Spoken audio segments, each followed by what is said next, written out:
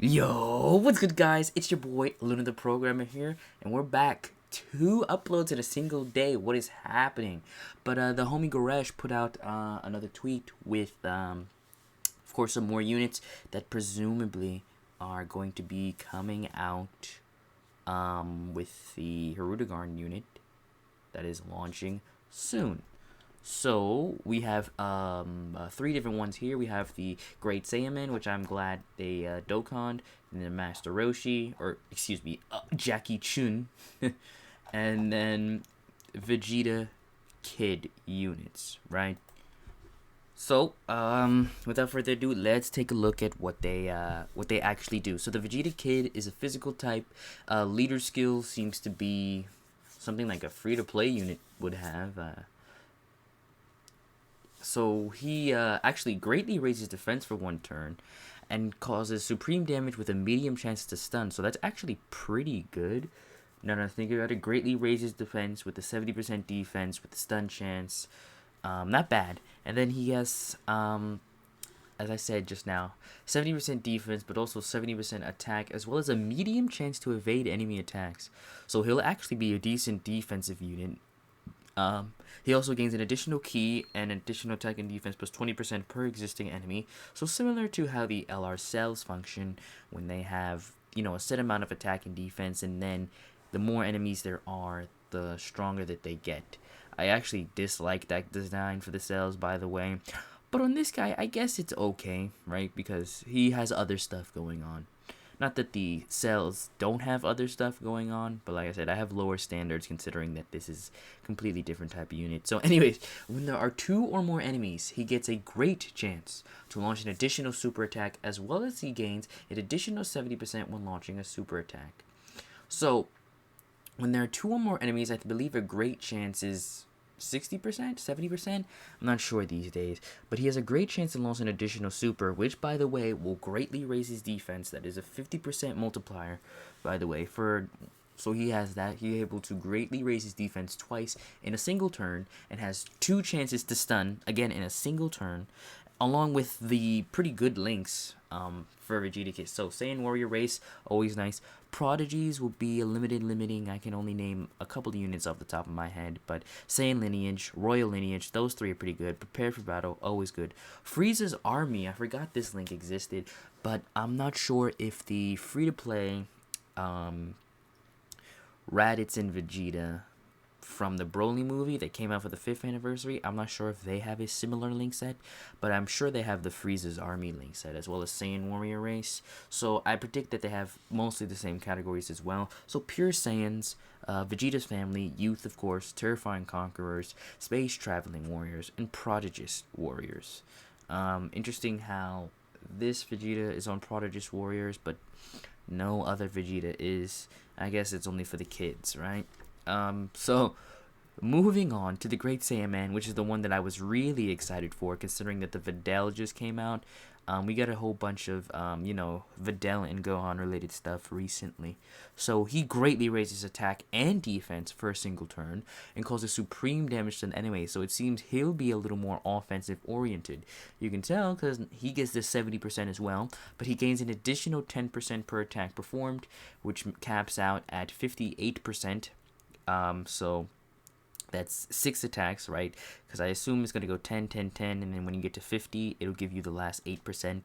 So then, not only that, he's also giving super class allies a support buff with 3 key and 30%, plus an additional 3 key to himself, and gain an additional 58% attack and defense if there is an extreme class enemy. Extreme class enemies defense minus 58%. This last part is not really that good. Because, if he reduced attack by that much, I would say he's actually pretty freaking godlike, but he's not. So he's getting 70% plus 58%. I don't know if it's calculated differently, but let's pretend it's additive. So he's getting 70% plus 58, right? So that's 138 plus an additional 30%, so that's 168 plus an additional 50. So that's 200 and 26 attack and defense, right? Along with greatly raising for a turn. So remember, greatly raising is a 50% buff for a single turn. pretty decent links with Golden Warrior, Super Saiyan, Saiyan Lineage, Shocking Speed, and Prepared for Battle. Hero of Justice and Shattering the Limit aren't as good. Really, his only, quote, bad link would be Hero of Justice, since that's a lot more limited than the rest of them are. But I would say, all in all, a good buff to all his categories, which he has a lot. So World Tournament, of course, Hybrid Saiyans, always lucky for that. Majin Buu Saga, as if they needed more. Goku's family definitely did not need the 3 key and 30% support, come on now. Siblings Bond, hell yeah. Kamehameha, you love to see it. Super Saiyan 2, Explosive Rage, forgot this category existed. Special Pose, of course, helping out Gotenks. And Defenders of Justice, Videl's a new category. So Videl has yet another support. I believe this is Videl's category because she leads this in Peppy Gals, right? So yet another support for Videl, right? Further cementing her status as one of the top units in the game. Perhaps even the top unit in the game with the correct setup. Jacky Chun here is our final and oldest unit here, and what I mean by that is oldest in order of appearance. Jacky Chun, of course, comes from original Dragon Ball, which is he's just Master Roshi, right? So his lead doesn't really matter. You're not going to be using it anyway. Kamehameha greatly raises attack for a single turn and causes supreme damage and greatly lowers defense, which is sad. So far, he looks to be the worst of them because at least they raise their own defense. He only raises his attack, which is pretty meh. And the SA effect is not great either. What was Gohan's? Oh, he doesn't have any. He just causes supreme damage. So Vegeta has the stun. He just greatly lowers defense, which I remember. Greatly lowering defense isn't that good because most units these days, or most bosses these days, operate on some form of damage reduction rather than a flat defense stat.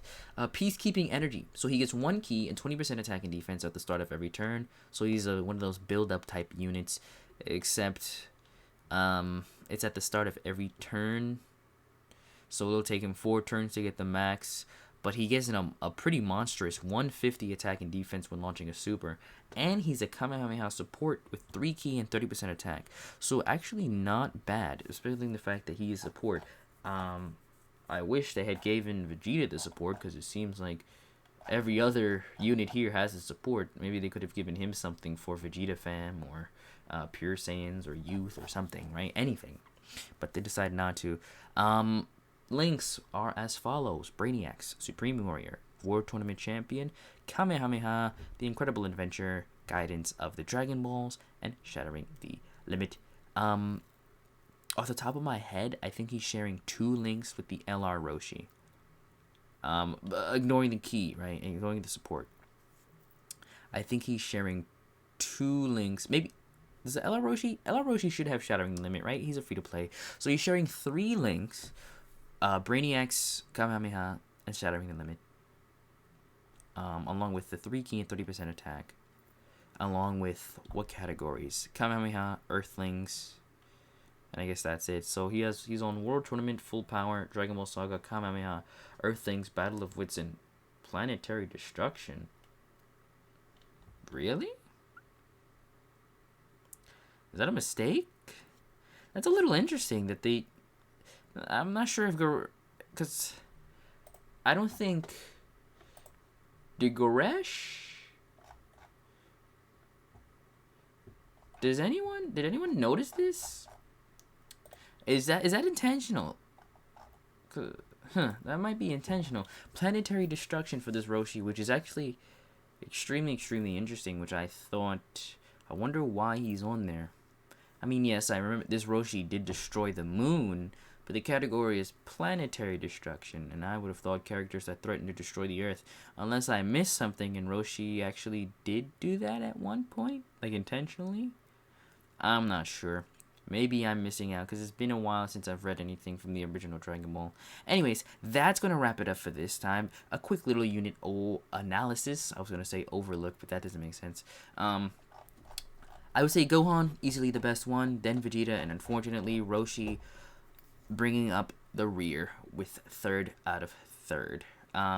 So that's going to do it for us this time. If you liked the video or you learned something new, please be sure to leave a like. Leave a dislike if you didn't enjoy the video or you didn't learn anything. My name is Luna, also known as Luna the Programmer, and I will catch you guys next time. Bye.